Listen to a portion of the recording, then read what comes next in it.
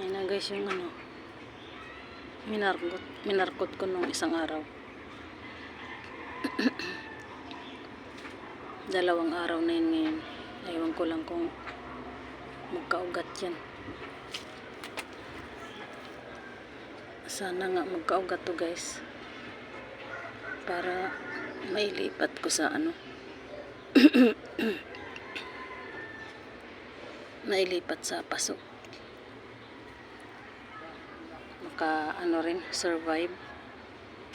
Gusto ko maka ng guys, itong halaman na ito na makabuhay muli.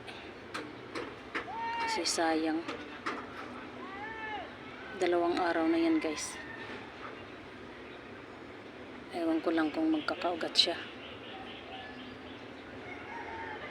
Sana nga magkaroon ng ugat kahit ilang piraso lang guys.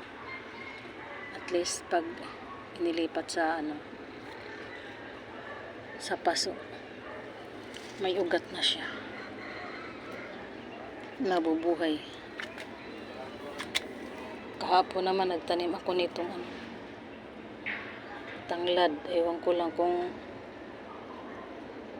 tutubo to guys. Kasi ito wala, hindi nakausbong. Kinakain ng pusa guys. Hindi siya nakausbong. Ito luya.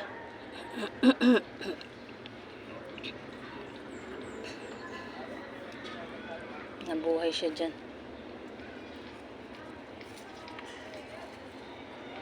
Dati-rati guys yung ko tanglad, napaka lago ng tanglad ko.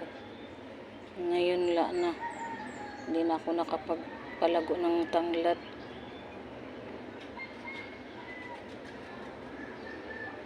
Bumibili na naman ako ng tanglad ngayon pag tinula, tsaka pag chicken curry, kasi kailangan ng tanglad.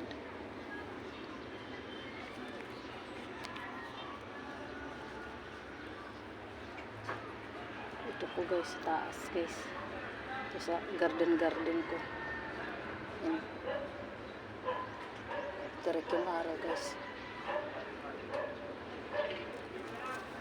Mangga guys,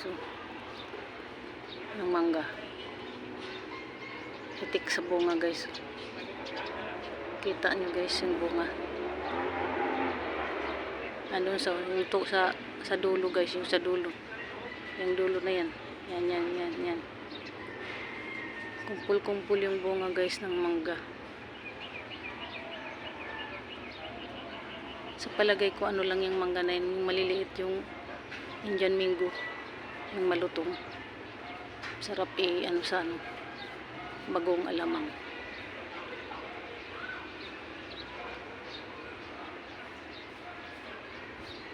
Daming bunga guys. Ngayon? Ting bunga ng mga mangga.